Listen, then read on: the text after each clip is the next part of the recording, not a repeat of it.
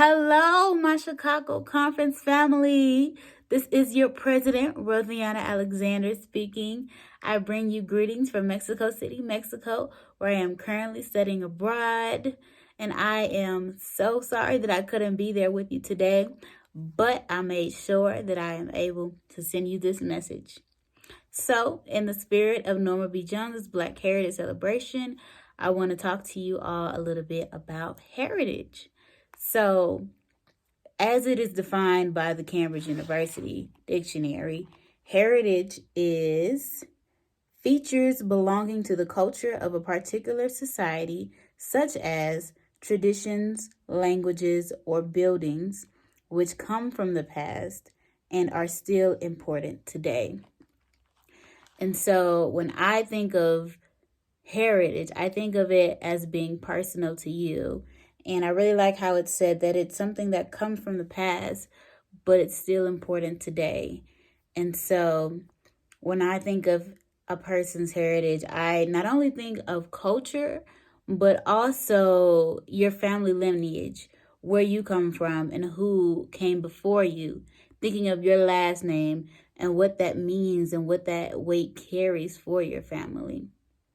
And thinking in bigger context of Black heritage or Black history, I think of not only slavery, which we all know is a very important part of our history, but the time before slavery, the time when many of our ancestors were kings and queens and rulers of nations.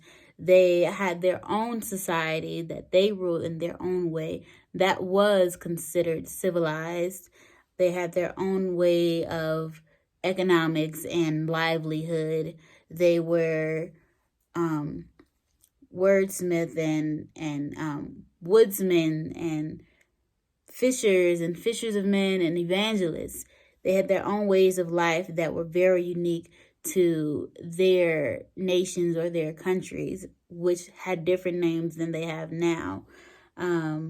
And thinking of our history over time, going through slavery, post-slavery, the abolition of slavery, and then there was the new Jim Crow, there was segregation, there were civil rights movement, there were so many huge movements and monuments in time that we as African Americans went through.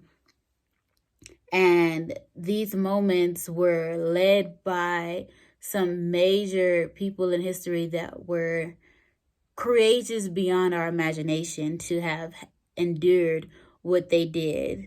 People such as Carter G. Woodson, the Black Panthers, the Freedom Riders, W.E.B. Du Bois, Harold Washington, Jesse Jackson, and lesser-known names such as Jane Bolin, Marsha P. Johnson, look her up, Claudette Colvin, look her up, Daisy Bates, look her up, Dorothy Height, look her up, know her name, know their names, know these people who are your ancestors, and we are their legacies.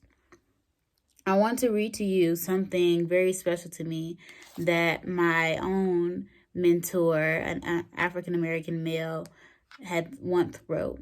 And so he said, "Someone down your ancestry line survived being chained to other human bodies for several months in the bottom of a hot, disease, rodent-infested ship during the Middle Passage. They lost their language, customs, and traditions, picked up the English language as best they could while working free of charge from can't see in the morning to can't see at night in the scorching hot sun in the South. They watched babies snatched and sold from their arms, never to see them again. Women raped by ruthless overseers, some in front of their husbands. They took names with no last names, no birth certificates, no heritage or record of any kind. Braved the Underground Railroad, survived the Civil War, learned to read and write out of sheer will and determination, faced the burning crosses of the KKK, averted their eyes at the black bodies swinging from ropes hung on trees, strange fruit.